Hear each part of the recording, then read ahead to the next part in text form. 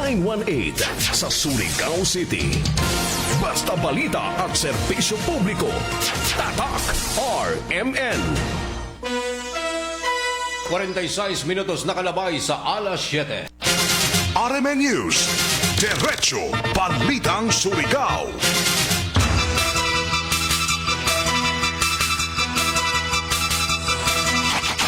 Sa Diretso Balitang Surigao, ngalan ni Bokwersa sa RMN DXRS Surigao sa pagbangunas ng Station Manager si Miss Gaydol Puchu. Master Control sa pagbangunas ni J.O. Bataan sa transmitter site sa Barangay Sabang. Si Gerson Dudong Kihanong ingon si Pearly Fernandez. Ngalan usab ni Radyoman Jojo Perol kininyong Radyoman sa RMN DXRS Surigao Gerson Garutera Fuentes. O welcome there's to panag-iban mga sama sa itong programang RMN News. Diretso Balitang Surigao. Headlines. Headlines. Og kuman sa uluhan sa mga nahipos nga balita. Libreng sakay para sa mga apektadong sumasakay sa padadyong kag pagmahal sa precious gasolina o krudo. Ilon sa gisugdan kag hapong adlaw. Wanted sa kasong qualified theft na sikop sa pagselbe ng wardo bares sa mga operatiba ng Surigao City Police Station. Barangay Kapitan sa Barangay San Juan may padayag sa ijang mga proyekto sa mga dugang kalambuan sa ijang pagdumaya. Sa balitang gikan sa gawa sa nasud, Iran giputol ang tabang o tanan nga mga komunikasyon sa US human nga mibahad si President Donald Trump.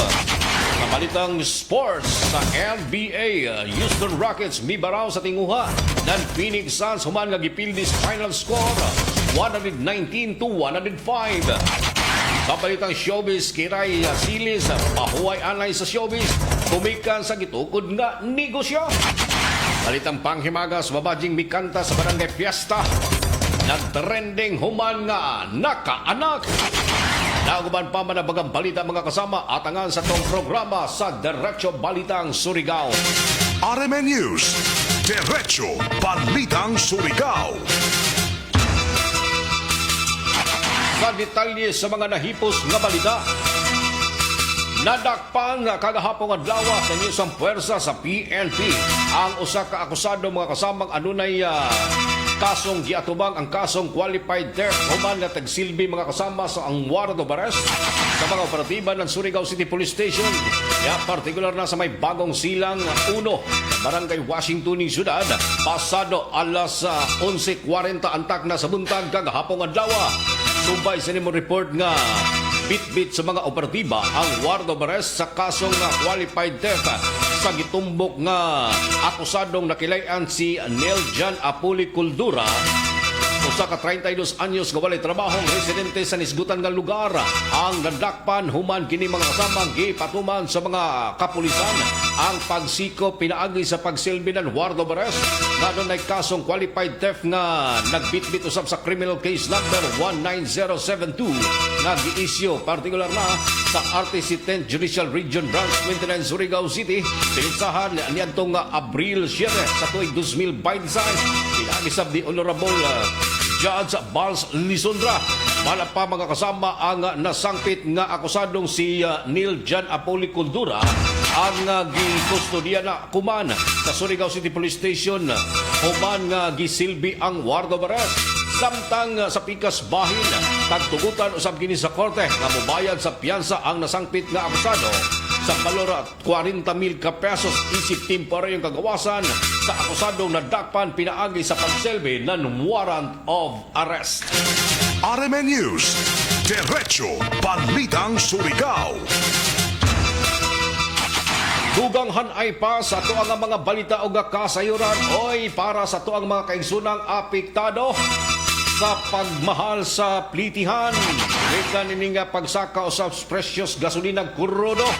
Nagsugod na ang biyahe na Surigao City LGU bus para sa programang libreng sakay nga makatabang kini para makaminos sa gastos ang mga pasahero sa matag adlaw nining transportasyon labi na ang mga trabahante sa mga estudyante.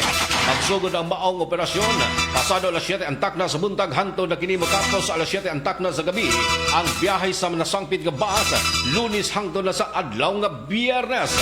Ang maong biyahe mga sama magsugod diha sa may Asian Heights sa barangay Bonifacio sa nagpasingon usab kini sa Pierre o vice versa.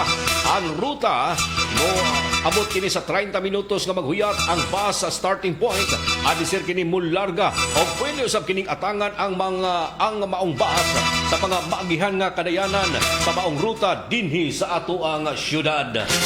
RMN News, Diretso Balitang Surigao. Dugang hanay pa sa ang mga balita o kasayuran.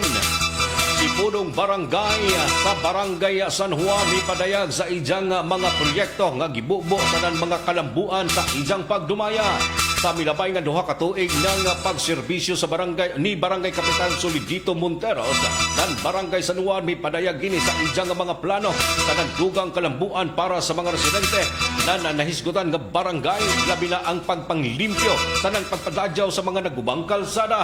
Kini ang usa sa mga laka nga taghimo uman nga mahinabi usab sa RMN DXRS Surigao mismo sa ijang buhatan si punong barangay Monteros sa exclusive interview ng RMN DXRS kagahapon adlaw. Tagbutyag usab nini ang iyahang mga tinuha labi na gyud ang dugang kalambuan sa ijang barangay. Para nakahamok mga pitulong kadaya na nasimento, tapos hapit na sa patapos ang Tianggi ng barangay San Juan, tapos ang drainage sa diha ng main drainage na medyo dato kuanan mga taga-barangay na mga pag-ampo nila na ma-plaster ang drainage kay di ba yung makita na taon-taon na uyan, mubaha na dyan.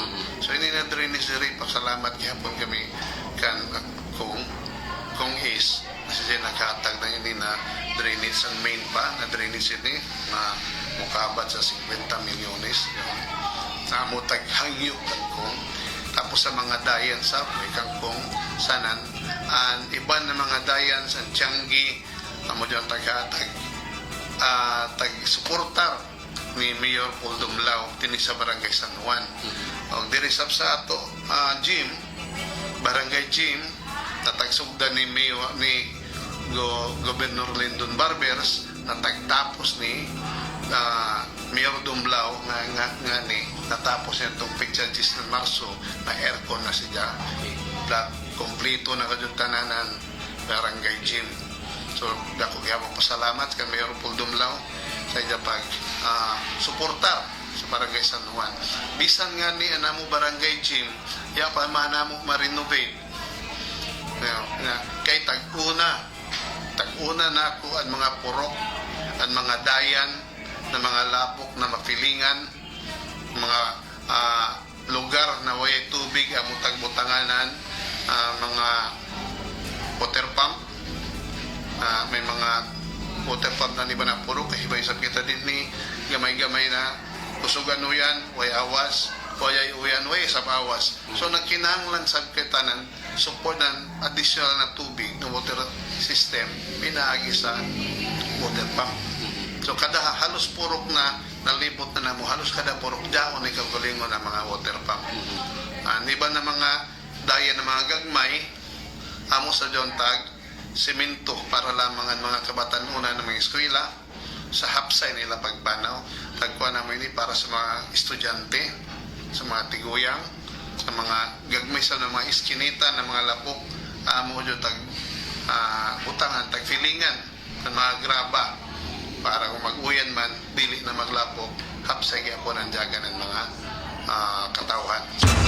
Ang atipig sa pamahayag ni punong barangay Bobet Montero sa exclusive interview ng RMN DXRS Surigao na kusabang nahimong pagpasalamat na binigyan sa kadagkuan usab sa probinsya ingon man sa syudad sa mga dugang suporta og proyekto nga gibugbo sa tabang usab sa kadagkuan ng probinsya ug syudad di nahimong malampuson usab ang pagdumala ni Barangay Kapitan Bobet Montero sa Barangay San Juan.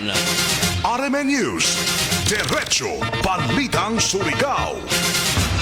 57 minutos na kalamay sa alas 7 mga kasama. Dugang hanay pa sa itong balita gikan sa balitang tagawas sa nasud.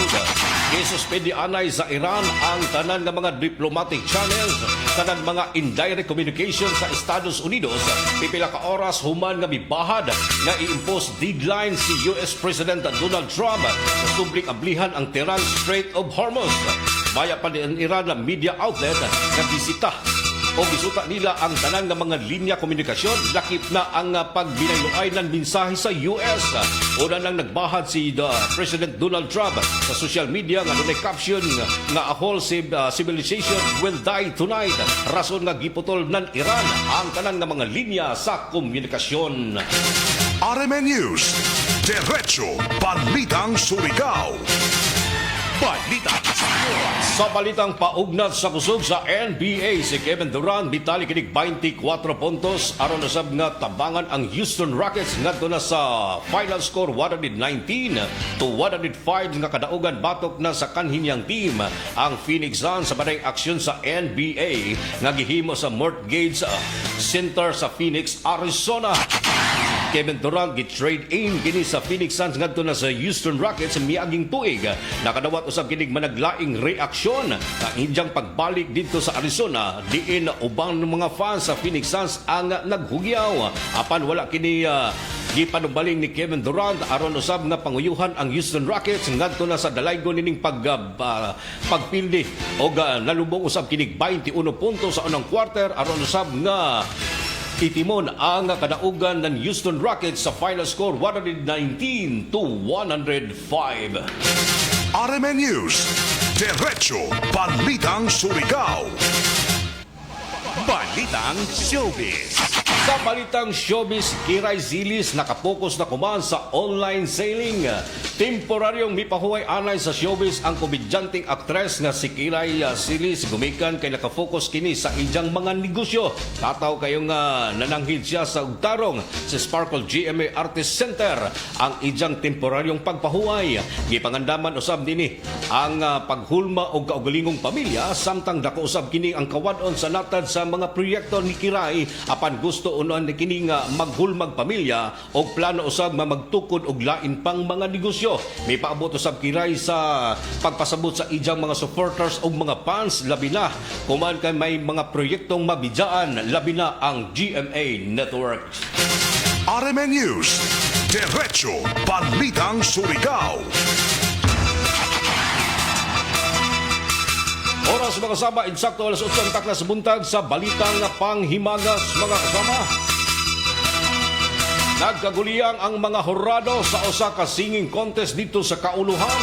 Human nga makaanak ang usa sa mga miintra sa maong contest samtang mingkanta kini sa iyang pag-apil. Si John Merle Blanco, contestant number 2 sa 5 ka mga nagtigi sa maong singing contest, ang nakaanak tunga-tunga sa iyang pagkanta. Maya pa sa inahanin ning si Marilong ang yagtong tungura, nagbati na si John Merle apan tinguha nining mo kanta para sa dugang gasto sa iyang pagpanganak. Miapil kini sa singing contest apan waya damha ang nakaanak na inon niadtong tungura. Waya na mahuman ang maong singing contest human nagisakay ang pasyente sa ambulansya para ihatod sa tambayanan ang nakaanak na contestant. RMN News. Diretso Balitang Surigao. O kato mga kasamang naglangkob niya itong programa kumaan sa Diretso Balitang Surigao pa sa dili pa mga kasama itimbaya usab natong maradyaw na pagpamati ang ato ang mga kaigsunan nga mga nagpaabot og greetings rin sa itong programa. Good morning o salamat sa kanunay nga paglantaw niya itong programa si Ralph Tingkang. Ingon man si Randy Archaga Santisa o gato ang mga residente usab diha sa may Purok 5 Barangay Canlanipa. Ingon man hangtod usab diha sa may Barangay Cagniog sa mga bisero family na minaw naglantaw ng suporta sa mga programa sa RMN DXRS Surigao. RMN News. Diretso Balitang Surigao. O kato mga kasamang naglangkob nitong programa kuman ning kabuntagon ni adlawng Huwebes Pizza 9 na sa buyan sa Abril tuig 2026 sa ngalan sa Tibok Puwersa sa RMN DXRS Surigao sa pagpangunan song station manager si Miss Gaydol Puchu Sa Master Control, si J.O. Bataan o sa transmitter site sa Barangay Sabang, si Gerson Dudong Kihanog, ingon man si Perly Fernandez. Ang ni Radyoman Jojo Perol, kininyong Radyoman sa RMN DXRS Surigao. Gerson Galotena Fuentes, Tatak, RMN. RMN News, Diretso Balitang Surigao. Oras mga sama, 3 minutos na kalabay sa alas 8.